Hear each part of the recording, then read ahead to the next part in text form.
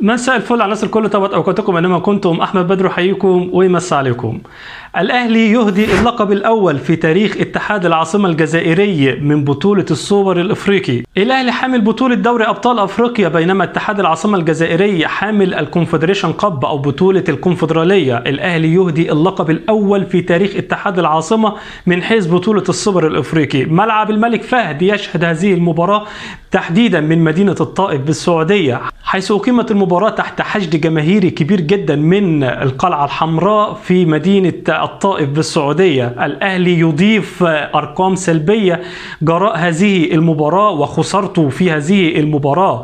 الأهلي يخسر هذا اللقب للمرة الثالثة في تاريخه خارج مصر، حيث الخسارة الأولى في جوهانسبيرج أمام الزمالك عام 94، والخسارة الثانية في 2015 أمام وفاق سطيف الجزائري، واليوم يخسر أمام اتحاد العاصمة الجزائرية أيضا في مدينة الطائف بالسعودية. الأهلي متسيد هذه البطولة حيث فاز بها 8 مرات في تاريخه، فاز في 2002 و2006 و2007 و2009، وفاز في 2013 و2014 و2021 و2022، وهو يتربع على عرش القارة السمراء سواء من حيث السوبر الافريقي او من حيث ايضا بطولة دوري ابطال افريقيا. وهذه هي المرة الاولى في تاريخ النادي الاهلي ان هو يخسر هذه البطولة وهو حامل لقب دوري ابطال افريقيا. مارسيل كولر هو المدير الفني الثالث للنادي الاهلي يخسر هذه البطولة، حيث خسر من قبل المدرب الانجليزي آلين هاريس عام 94 في جوهانسبيرج امام الزمالك، وخسر الاسباني جاريدو عام 2015 امام وفاق سطيف الجزائري،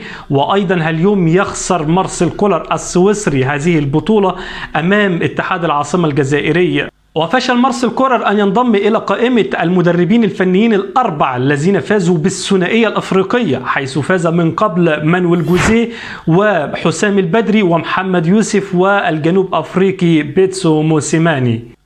وللمرة الثانية أيضا الأهلي يخسر هذه البطولة أمام فريق جزائري، حيث في 2015 أمام وفاق سطيف، وفي 2023 أمام أيضا اتحاد العاصمة الجزائري. كولر صاحب ال5 ألقاب في عامه الأول مع النادي الأهلي يفشل أن يضيف اللقب السادس لتاريخ النادي الأهلي في عام واحد، وأيضا لتاريخه هو الآخر. الأهلي هذا السيزون خارج بالإيجيبشن ليج وبدوري أبطال أفريقيا وبكاس مصر وب2 سوبر مصري. فشل مارسيل كولر أن يضيف البطولة السادسة وهي بطولة السوبر الإفريقي في عامه الأول وفي سيفيو وأرشيفه مع النادي الأهلي. الأندية المصرية هي متسيدة بطولة السوبر الأفريقي ب12 لقب، يليها أيضا الأندية المغربية ب5 ألقاب.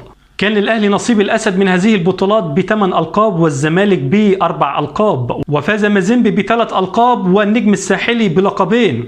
وأيضا جاء الرجاء المغربي وأنيمبا النيجيري بكل منهما لقبين، بينما جاء الترجي والوداد وأسك ميموزا وصن داونز ونهضة بركان والمغرب الفاسي وأفريكا سبور وهارتس اوف اوك وأورلاندو بايرتس الجنوب الأفريقي بكل منهما بلقب لهذه البطولة. الأهلي يفشل أيضا أن يضغط على ريال مدريد من حيث امتلاك البطولات القارية. يتزعم الفريق الملكي ريال مدريد 29 لقب قاري، بينما يأتي الأهلي في المركز الثاني ب25 لقب.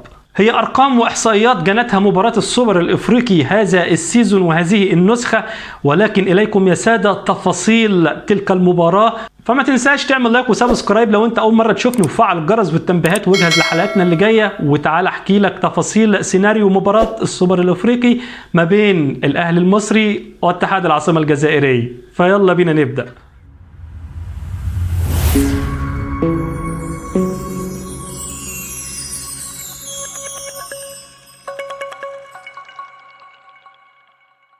اهلا وسهلا بحضراتكم مرة تانية. الاهلي يفشل ان يفوز في هذه المباراة رغم ان هي من اسهل المباريات الافريقية اللي لعبها النادي الاهلي في هذا السيزون. مباراة سهلة جدا على الورق وايضا سهلة جدا فنيا واداء في الملعب.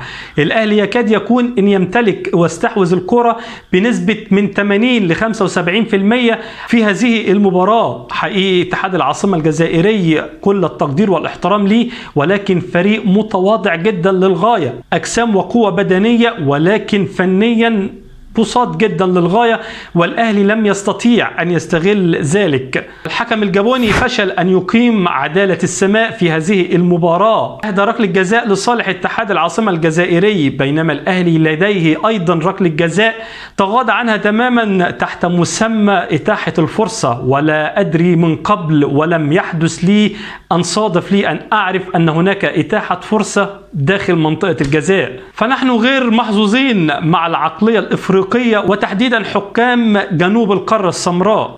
تغييرات مارسيل كولر فشلت ان هي تعيد النادي الاهلي هيبته القاريه الافريقيه في هذه المباراه، وفشل ان هو يقدر ان هو يترجم المباراه بشكل مناسب، ان هو حتى يقدر يفرض التعادل في هذه المباراه ونلجا الى الاشواط الاضافيه.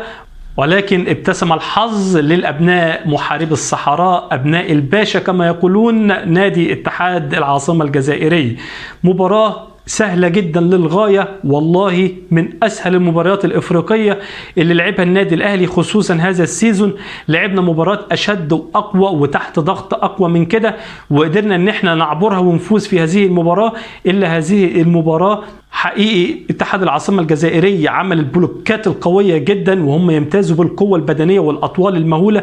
كل لاعب 2 متر يعني بسم الله ما شاء الله، أطوال القامة ما فيش بعد كده. ولكن هي حظوظ مباراة وهي توفيق في الأول وفي الآخر. قدر اتحاد العاصمة انه هو يصمد امام النادي الاهلي 90 دقيقة بلس الوقت كمان بدل الضائع اللي هو مجموعه في الشوطين 15 دقيقة، 5 دقائق في الشوط الاول و10 دقائق في الشوط الثاني. ولكن ايضا فشل النادي الاهلي ان هو يحرز هدف في هذه المباراة. لدي بعض التحفظات على اداء الفني للنادي الاهلي وكذلك لمارسيل كولر. مارسيل كولر اللي هو اضاف في تشكيلته في هذه المباراة ورقتين هو رابحين بكل التفاصيل، ولكن مهمتهم من بداية المباراة قد تكون صعبة شوية ان هم يضيفوا شيء للنادي الاهلي، خصوصا امام عاشور. امام عاشور هي اولى مبارياته الرسمية مع النادي الاهلي في هذه المباراة، وبدأ به في هذه المباراة رغم ان انت كنت تحتاج الى لاعب محوري يكاد يكون يتمثل في مجدي قفشة، ان هو يكون عنده الكنترول، ان هو يمسك لك الكرة وان يعمل لك هجمات مرتدة. وشفنا ده بعض الشيء لما نزل مجدي قفشة في اخر الشوط الثاني، ولكن لم يشفع له الوقت ان هو يقدر ان هو يضيف اي حاجة في هذه المباراة. امام عاشور محتاج بعض الوقت ان هو تقدر تدخله في المباريات، وخصوصا في المباريات الرسمية مثل ذلك. امام عاشور ورقة وصفقة رابحة هتفيد النادي الاهلي بكل التفاصيل، ولكن محتاج تنسيق للوقت اللي هو يشارك فيه في هذه المباراة. لو كان نزل بديل في هذه المباراة قد يكون أفضل من أن هو يبدأ مباراة مثل هذه المباراة. رضا سليم صفقة كسبانة وربحانة بكل التفاصيل، ولد ومشروع ممتاز جدا، ولكن أداؤه في الشوط الأول هايل والشوط الثاني اختفى تماما، مما أدى إلى مارسيل كولر أن هو يفكر في تغييره، وبالفعل فكر في تغييره وخرج رضا سليم. كان أفضل أن هو ما يبدأش هذه المباراة ويكون احتياطي، ولما ينزل هيضيف لك كتير، خصوصا الولد عنده مهارات ومراوغات فنية هتهد اتحاد العاصمة الجزائري، خصوصا لما يكون استنزفت طاقتهم، وبالتالي سيكون لديه الفرصة انه هو يعمل حاجة في هذه المباراة. اعتقد دول الورقتين اللي مارسيل كولر رماهم من بداية المباراة، وكان في اعتقادي وفي وجهة نظري ان هو لو استغلهم في الشوط الثاني سيكون لهم اضافة اقوى من ذلك في هذه المباراة. كذلك اداء لاعيبة النادي الاهلي كان ايضا ما كانش ده الاداء المعهود واللي احنا منتظرينه من لاعيبة النادي الاهلي. انت عامل معسكر بره في النمسا وعامل شغل كبير جدا وصارف ومكلف، كان المفروض يظهر اداء افضل من كده خصوصا من اللعيبة. هناك بعض اللعيبة كانت حاضرة في المباراة وبعض اللعيبة غير موفقة تماما في تلك المباراة، فعلى لعيبة النادي الاهلي ان هم يشدوا ازرهم افضل من ذلك، وعلى مارسيل كولر ان يدي التعليمات والنصائح القوية جدا والملاحظات في هذه المباراة ويتجنبوها في المباريات القادمة. في بعض الاوقات لما اللعيبة بتتشبع بالبطولات بيحدث لها هذه الانتكاسة وهذه النكبة، تقوم مباراة سهلة يقدروا ان هم يكسبوها بكل سهولة، ولكن يفشلوا ان هم يفوزوا فيها. ده نتيجة تشبع البطولات. مش حابب ان انا احط ده الشماعة او حابب ان انا اقول نتيجة تشبع البطولات كان هذا الاداء، ولكن خلينا نقول ان اصلا كمان التوقيت بطولة السوبر الافريقي توقيت صعب جدا خصوصا بعد توقف طويل جدا، ولكن انت عملت معسكرات، لعبت مباريات دولية مع المنتخب المصري بعد اللعيبة، لعبت ايضا مباريات ودية دولية ايضا مع اندية اوروبية وعملت نتائج كويسة جدا، فكان الاداء ضروري ان هو يكون افضل من كده. استحواذ كامل جدا للنادي الاهلي طول المباراه، ولكن خطوره على المرمى وتصويبات من خارج ال 18 قد تكون افتقدناها في هذه المباراه. كلنا شاهدنا الاطوال القامه لاتحاد العاصمه الجزائري، فكان ينبغي على لاعيبه النادي الاهلي تلجا الى الخيار الاخر بدل الكرات العرضيه، ان هو يكون في تصويب من خارج ال 18 يتمثل في مثلا رضا سليم، يتمثل في امام عاشور، يتمثل في بعض اللاعيبه خط الوسط اليو ديانج او غيرهم، ان هم عندهم الملكه القويه جدا في التصويب من خارج ال 18. فهي مباراه للنسيان، ننسى هذه المباراه ونطوي الصفحه ونركز في القادم. لدينا العديد من البطولات وداخلين على بطوله كاس العالم للانديه، ان شاء الله يكون لنا نصيب ان يكون لنا مركز كويس جدا، نطمع ان احنا نتوج بالبطوله، ولكن سنشوف ما يخفيه لنا القدر في المباريات القادمه. وبكل التوفيق للقلعة الحمراء ولاعيبة النادي الأهلي.